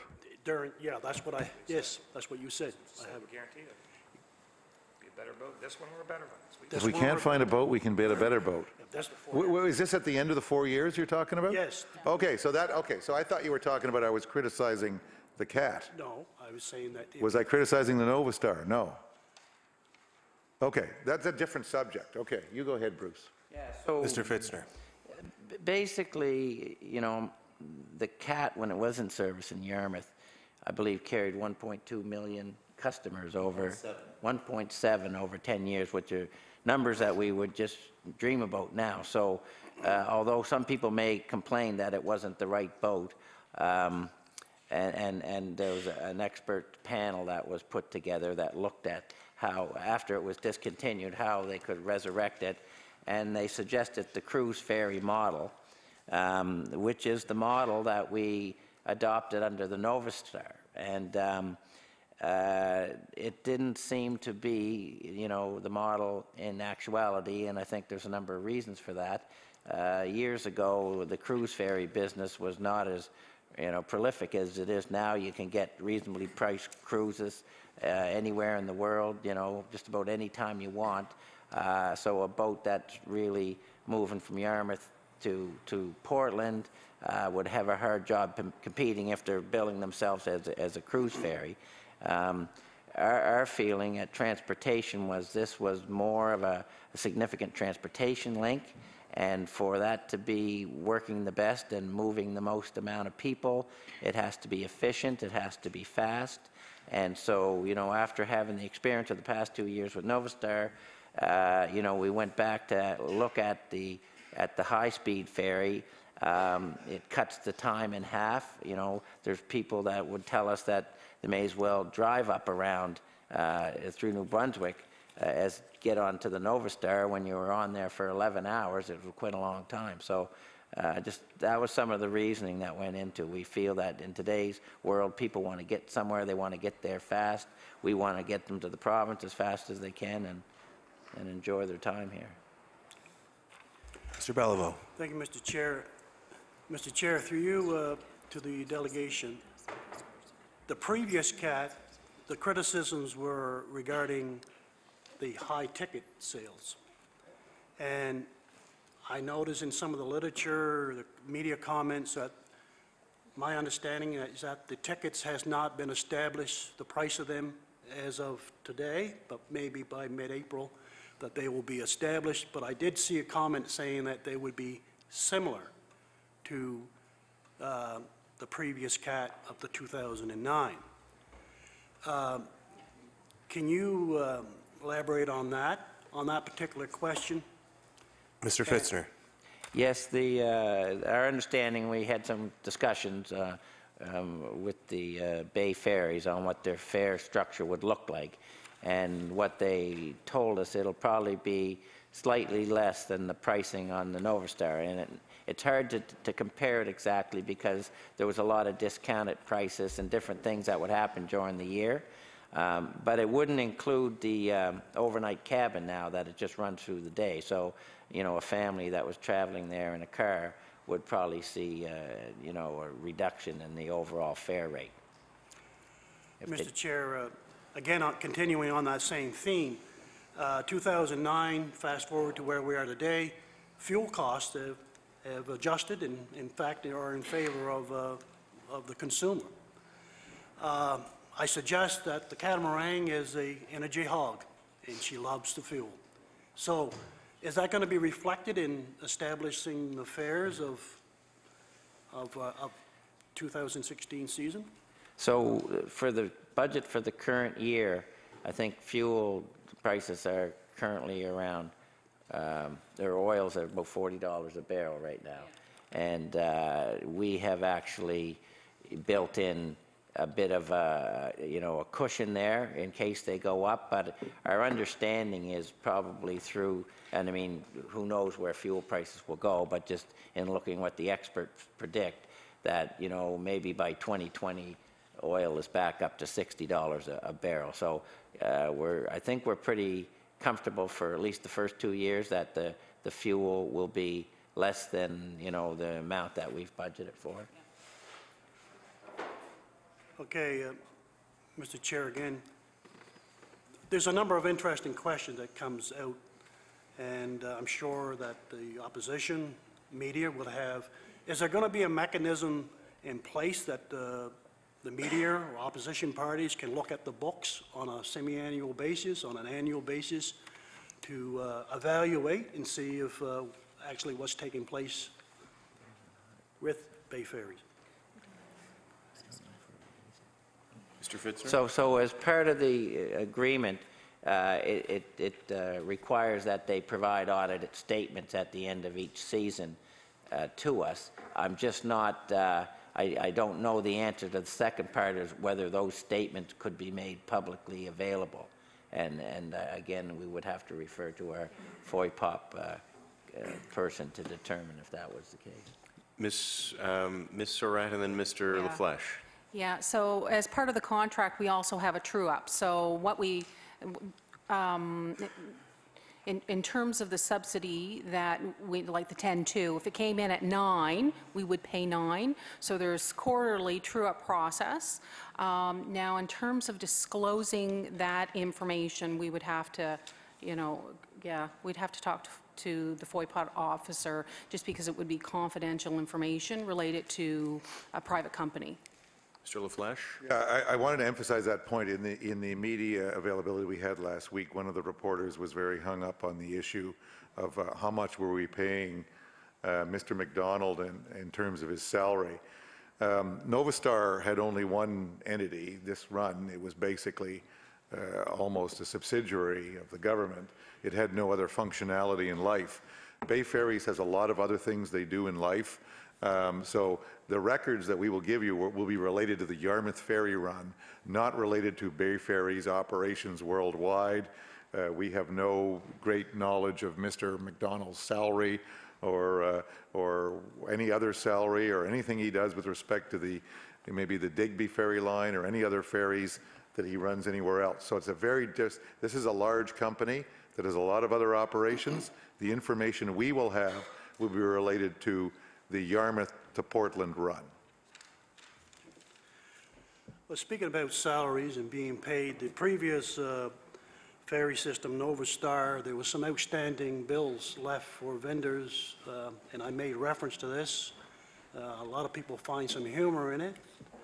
Actually, the piper never got paid, and I think the piper needs to get paid, and I'll leave that with you if you have some information on whether that's been corrected in the last 5 or 6 months. But my question is basically this is a very generous contract or deal. So if Bay Ferries can go out and they want to get musicians in or sports celebrities or whatever, circuses or whatever, and I'm making an extreme point here, to attract people for their ferry system. What's stopping them from doing any of the above? And what's protecting the local bagpiper or the piper getting actually paid? Well, as I stated previously, we're dealing with a very different entity here. First of all, it's a company in Canada. It's got other assets which can be seized or attacked if the company doesn't pay the circus performers, etc. That is not the case with Novastar. It was a U.S. company. It essentially disappeared when the bankruptcy occurred. There's no, we have to respect those proceedings. We have no further relationship with us. We don't owe them money. They don't owe us money. And that's all we can really do. And the U.S. courts will now deal with these situations. In the case of Bay Ferries, it'll be done in Canada. You have a company with many other assets, significant assets. So if the circus performer doesn't get paid and it's found to be a legitimate case, he will have access through the bankruptcy procedures in the courts in Canada, which is a much better situation. Mr. Chair, I know my time is limited. I will get down to the short snappers here, but I wanted to be interested during this whole contract discussions. Were there any discussions with American officials about potential participating in subsidies on behalf of the United States government? You want to take that or me? Okay, go. Mr. Grant, you just have about 10 seconds. Yes. Here we go. Order. Time has expired. We'll move to the Liberal Caucus and Mr. Farrell. Thank you, Mr. Chair. Do you want to finish something up there, Mr. Grant? I'd give you the opportunity on our time. Well, so we've had, since last summer, we've had a number of discussions both at the state level and with the City of Portland in terms of how they can, I'll say, participate in the financing of the Yarmouth Ferry Run. It's very difficult under their system to participate the same way that we might in Canada do, but I think as recently as last week, we reached out again to officials in the U.S., and we'll continue those conversations about how they may be able to partner with us either on infrastructure improvements that need to be made there or any way that they can contribute to the success of the Yarmouth-Portland Ferry Service. We would be interested in having those discussions. Nothing specific to report on at this particular time, though. Great. Now I want to quickly go back to Ms. Stevens to allow her to finish the answer, and I'll very briefly restate my question. What led to the Novastar cruise model being chosen in the first place? What were the problems with it? And why do we think that the high-speed CAT model is going to work better for us now? That's great. Ms. Stevens? Thank you. Thank you for allowing me just to finish that train of thought. So I think Bruce actually answered a couple of those areas. I think the two things that we have to keep in mind is that consumers all have different needs, and when they're looking at for leisure travel and their modes of transport, they're looking for various different experiences. So I think the CAT in itself, the fact that it is a shorter transportation, a 5.5 hour crossing, I think will be a significant benefit. The other fact that Bruce did mention, and which is what we're certainly looking forward to from a tourism perspective, is the fact that we'll have more visitors in the province longer, and they're getting here quicker. So the opportunity for the arrival early in the evening into the South Shore is excellent, and that's going to definitely benefit the southern part of the province. But more importantly, being able to arrive the evening before to be there for the departure is yet a second opportunity. So this opportunity is almost, from our perspective, a double boost when we look at it from the experiences that the travelers can participate in and the accommodations that it's going to drive. So overall, I think there's pros and cons to both experiences, but at 5.5 hours, I think the fact that we're getting our visitors quicker and we have them here longer will ultimately be the key driver. So do you know what the amenities will be on the new boat, and if Nova Scotians will have the opportunity to provide those things like, we'll say entertainment, because I know that's what Mr. Bellefaux is referring to when he uses the expression pay the piper. There were quite a number of people in Southwest who were quite happy with the volume of work that they received from the Nova Star deal in terms of providing entertainment and those types of things on the boat.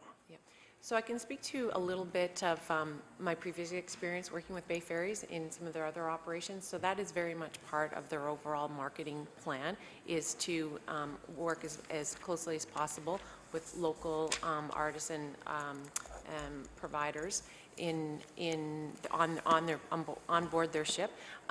But as part of not only on board their ship, but also visitor servicing and providing lots of information. So while they've got a captive audience for those visitors, to make sure that there's those trip planning tools available as well. So, our experience with Bay Ferries in terms of some of their other ferry routes that's been a very strong area for them.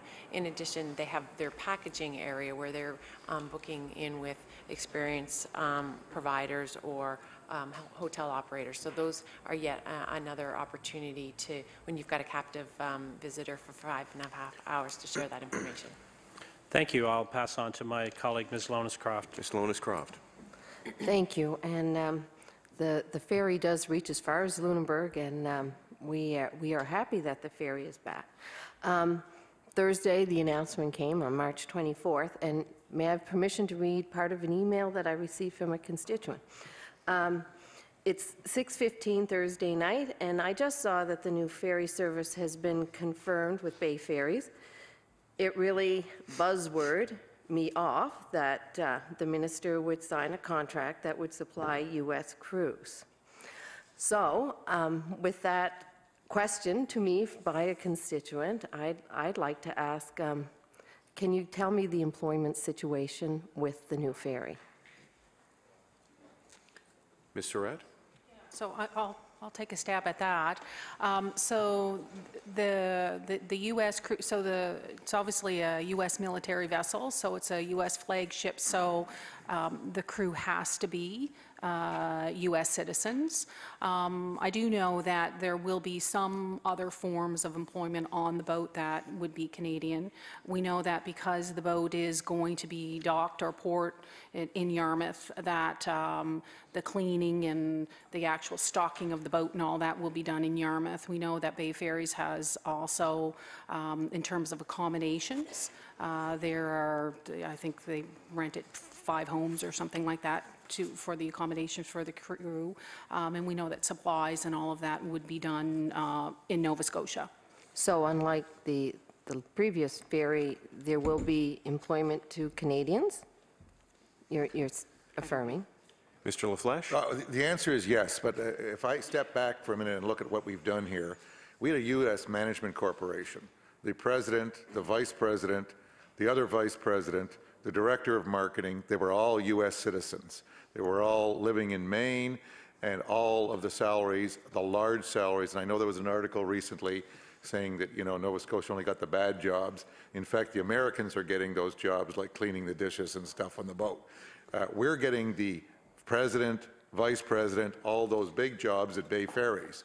So in fact, we've taken a situation where the Americans got all the high-paying jobs to one where the Canadians will get all the high-paying jobs.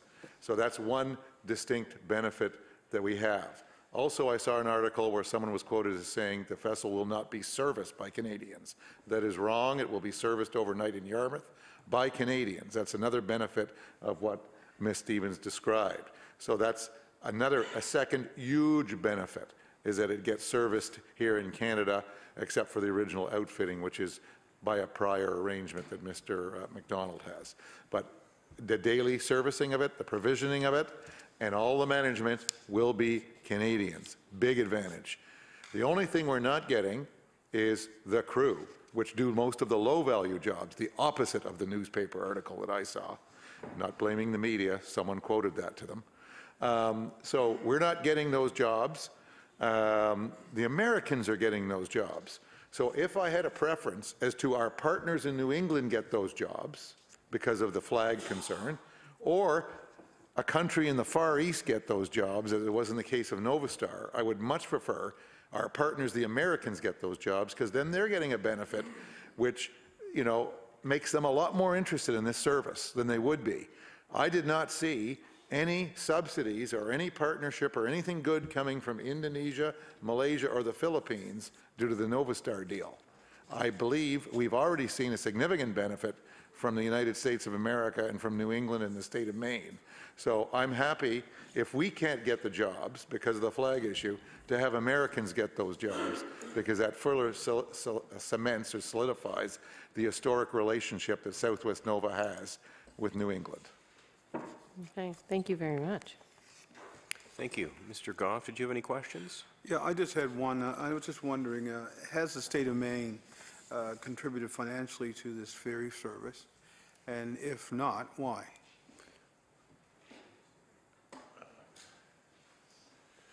Mr. Grant? Yeah, well, I tried to answer that in a previous question, but the state of Maine has not contributed the same way that the province of Nova Scotia has contributed financially, but the state of Maine has made a substantial investment in upgrading the terminal facilities in Portland.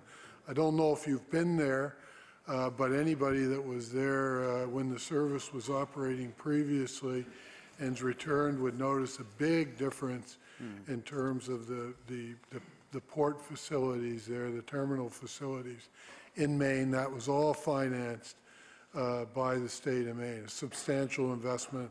I can't remember the exact number, but it was in excess of $20 million. They've also improved the marshalling area where you come off the boat or where you're waiting to get on the boat. All of those improvements were made. Again, you know, I think there was probably $4 or $5 million of contribution put in there. Whenever we have the discussion with Maine about contributing to the ferry service, both the state and the city have difficulty with the concept of contributing to subsidizing the operations of the ferry. In their political system, that creates problems for them.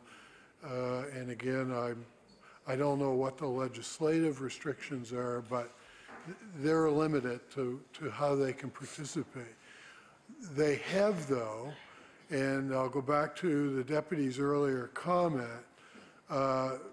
officials in the state of Maine were both at the Senate level and in Congress and with the city of Portland were instrumental in brokering the deal with the Navy. In fact, I received a letter from a former retired Navy officer who said, you know, the whole thing was ridiculous. It would take 2 years for this thing to be negotiated. We received that letter about 3 weeks ago. And so we have the deal that we have today, and it's unprecedented. I think Maine deserves a lot of credit for making that happen. It's a very unique deal in that we only pay for the vessel for the time that we're using it. Diane has outlined the implications for that from a charter point of view. So Maine has been an active partner throughout this process, and that's had direct financial benefits to the project. Order. The time has expired. However, Mr. LaFleche, you do have an opportunity for closing comments. We just have about 2.5 minutes left, so perhaps you could keep it to 2 minutes, and if the committee is willing, we could extend beyond 11 a.m. for some committee business that we have afterwards. Do we have agreement on that? We have agreement. So, Mr. LaFleche, if you could sum up in 2 minutes some closing comments. Yes, I would like to say that I think it's important that everyone who's had questions reads the contract, and if they need help in some of the legal interpretation, we can provide that type of help. What we've tried to do here is get the best deal for Nova Scotians. The best deal is not may be dependent on the subsidy level totally. It might be dependent on the economic activity.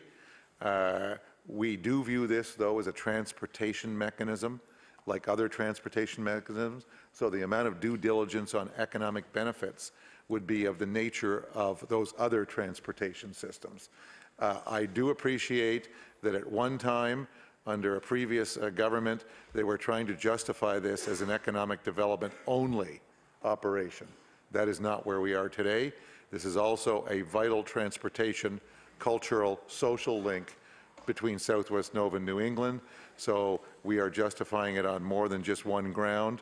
And the evaluations that we do when we look at renewing this service or continuing it at the various stages that are outlined in the agreement will be looked at in that sort of vein.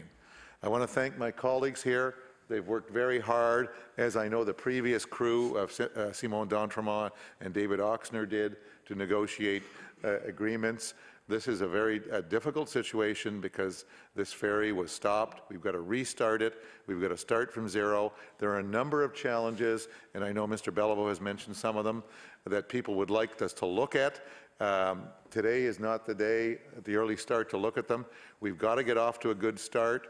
We have to have the citizens of Southwest Nova ready, the businesses ready to receive these ferry passengers and to make this a success. We will be looking at building upon that as we have success. But to start off and make some of the same mistakes we did in the previous attempt would not be wise. So we're starting conservative, we're starting small, and we hope to build.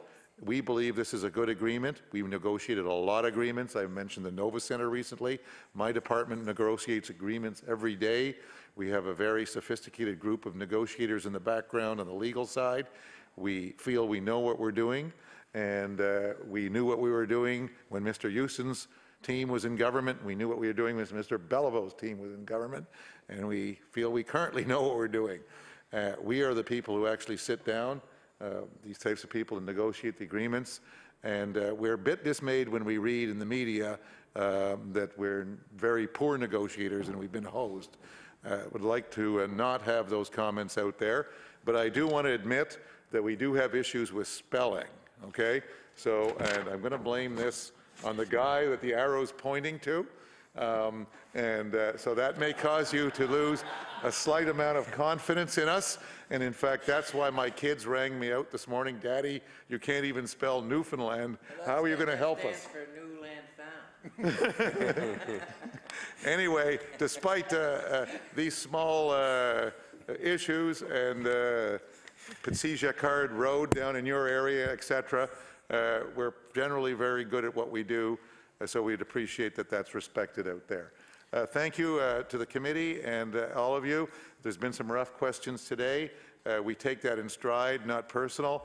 The members have to do their job. They do a good job at it, and we appreciate that. And I think the questions, the tough questions that have been asked by some of you, including some of the Liberals actually, those tough questions are good for the public and the media to hear and allow us to get the answers out. Thank you. Thank you, Mr. O'Flesh, and thank you to all of our witnesses who have been with us today. Appreciate you being here and answering all of our questions. You are free to leave. We have just a couple of minutes of committee business. If you look, we have correspondence from Department of Finance and Treasury Board that was requested from our February 24th meeting. Are there any questions on that?